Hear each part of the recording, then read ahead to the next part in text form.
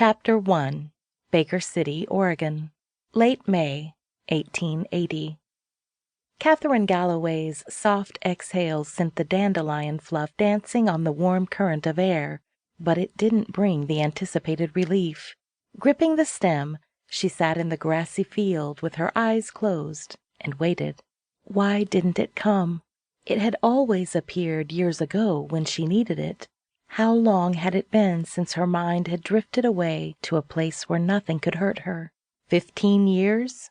20? She shook her head, and an errant curl tickled her cheek.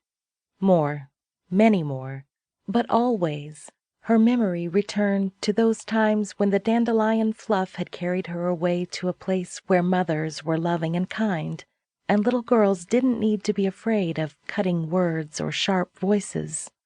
Had she ever known a time like that, other than in her dreams? Katherine had thought she did, but now she knew it was all an illusion, like the sunbeams glinting off the bits of white that were settling to the ground. Seeds. That's all they were. Seeds that brought unwanted weeds when they matured, just like her life. Unwanted, unwelcome, unsung. At least by the one person who had mattered the most while she was growing up. Katherine pushed to her feet, letting the dandelion stem dangle from her fingers. There was no fantasy world where 32-year-old women, or little girls for that matter, could ride the dandelion fluff and become someone they weren't. No, it was time to put the past behind her. Mama was coming to stay at her house tomorrow, and somehow Katherine had to survive. An hour later, a wagon rumbling down the dirt road churned out a billowing cloud of powdery dust. Katherine waved a hand in front of her face and coughed. Time to face the future and try to forget the past. School would be dismissed soon, and she'd need her 2 daughters, Lucy and Amanda, to help ready the house for Mama's arrival. Katherine clutched her dark blue skirt and lifted it a couple of inches as she moved from the grass onto the road. If only Daniel were alive. He had always known how to deal with Mama's irascible behavior. Katherine pushed aside the pain that threatened to swamp her. After almost 3 years of widowhood, she should be able to move on, but so far it hadn't happened, and she doubted it ever would. Katherine struck off down the road, barely noticing the sun that glimmered on the unfurling green leaves of the oak trees, or the birds that sang in the branches above her head. Late spring had arrived, and her heart longed to soar with the larks, but the thought of Mama's arrival slowed her steps.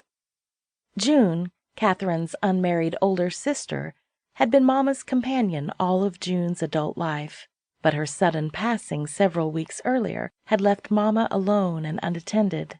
Not that she really needed tending. If anything, her sickly half-sister had required more care than her mother did, but June had never allowed her frail condition to get in the way of ministering to their mother. Katherine sighed, saddened anew over the loss of her only sibling. "Ma!" Her sweet 6-year-old Amanda's voice trilled a high note, and the patter of feet on the hard-packed dirt road drew Katherine to a halt. She pivoted, watching her younger daughter fly toward her. A glance beyond Mandy didn't reveal 13-year-old Lucy. Katherine had instructed both her girls to head straight home after school. Of course, Lucy might have allowed Mandy to come alone, seeing how the schoolhouse was such a short distance.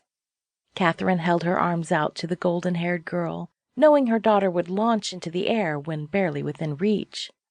Sure enough, Amanda giggled and leapt forward, landing in her arms.